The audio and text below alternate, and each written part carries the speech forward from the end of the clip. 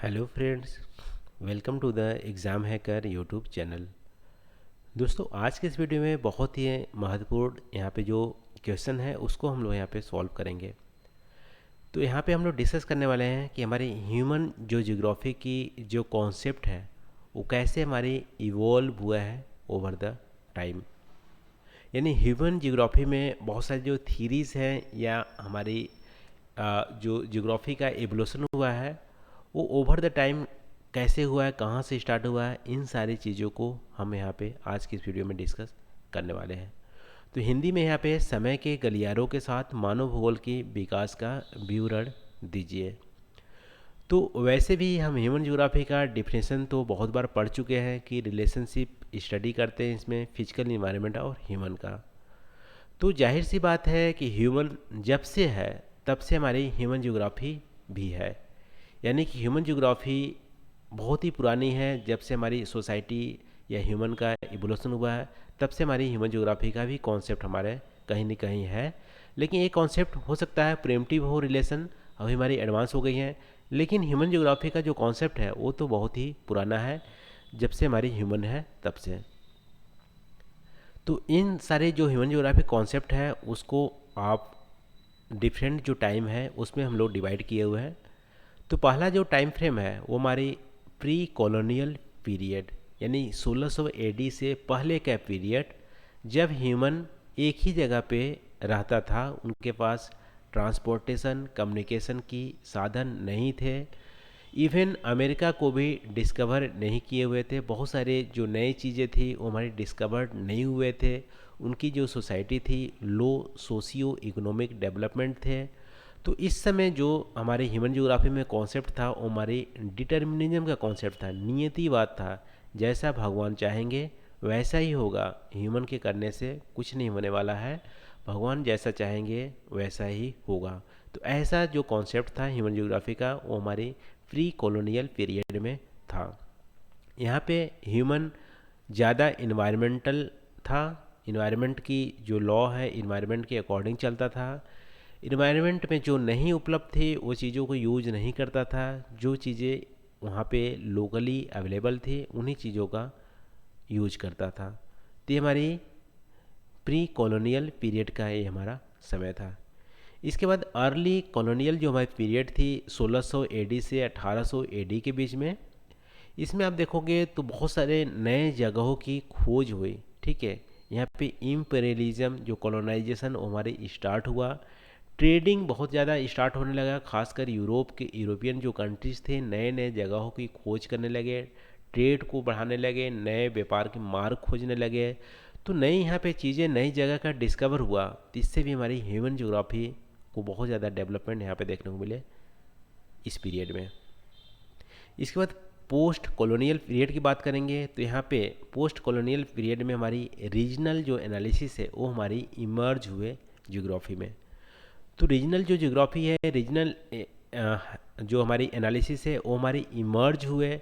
इसमें ऐसा माना गया कि पूरे अर्थ को समझने के लिए एक पर्टिकुलर रीजन को आप समझोगे तो पर्टिकुलर रीजन के जो फिजिकल लॉ होंगे, नेचुरल लॉ होंगे, उसी को अप्लाई करके पूरे अर्थ को भी आप समझ सकते हो।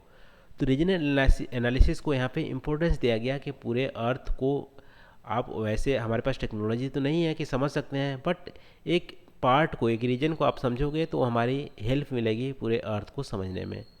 तो रीजनल एनालिसिस की कॉन्सेप्ट हमारी पोस्ट कॉलोनियल पीरियड में हमारे इवॉल्व हुआ।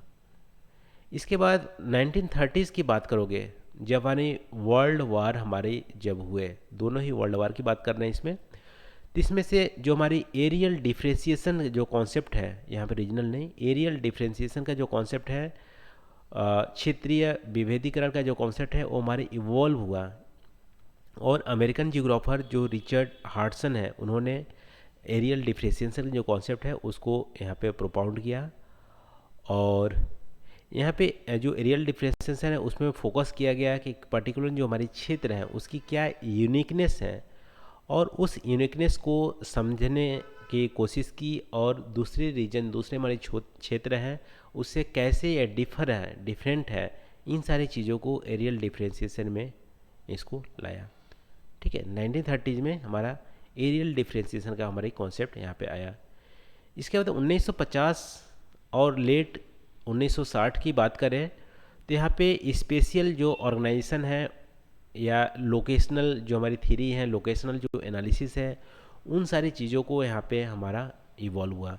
क्वांटिटेटिव रिवोल्यूशन हमारी हुए, थीरीज मॉडल जो हमारी साइंटिफिक जो हमारी लॉ है, मैथ की जो रूल्स रेगुलेशन है, फार्मूला है, वो हमारी ज्योग्राफी में इंक्लूड किए गए।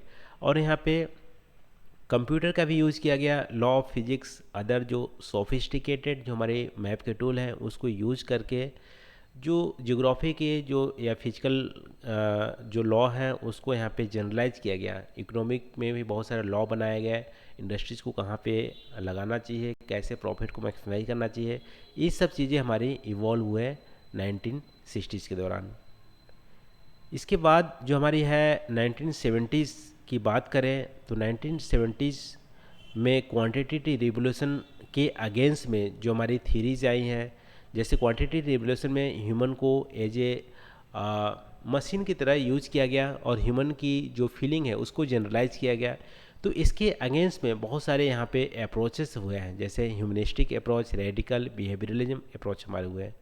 ठीक है, तो इससे ह्यूमन की जो वैल्यूज़ हैं, उसके जो सोसाइटीज़ के जो रूल्स रेगुलेशन है, जिसके बेस पे ह्यूमन एक्टिविटीज़ करता है, ह्यूमन डिसीजन लेता है, उसकी इम्पोर्टेंस को यहाँ पे लाया गया। यानी ह्यूमन की जो सब्जेक्टिव जिसकी आइडेंटिटीज़ है उसको 1970 के दशक में ज्योग्राफी में उस चीज़ों को यहाँ पे लाया गया। इसके बाद अभी मॉडर्न की बात करें तो 1990 के बाद आप यहाँ देखोगे तो पोस्ट मॉडर्निज्म हमारी आए ज्योग्राफी में।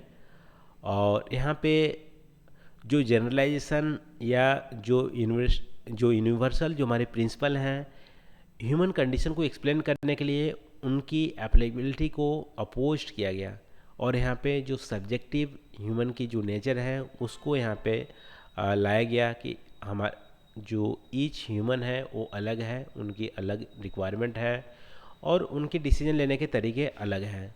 तो इस तरीके जो कॉन्सेप्ट है, फेमिनिज्म का कॉन्सेप्ट है, ठीक है, जेंडर ज्योग्राफी का जो कॉन्सेप्ट है वो हमारी 1990 के दशक के बाद हमारा इवॉल्व हुआ।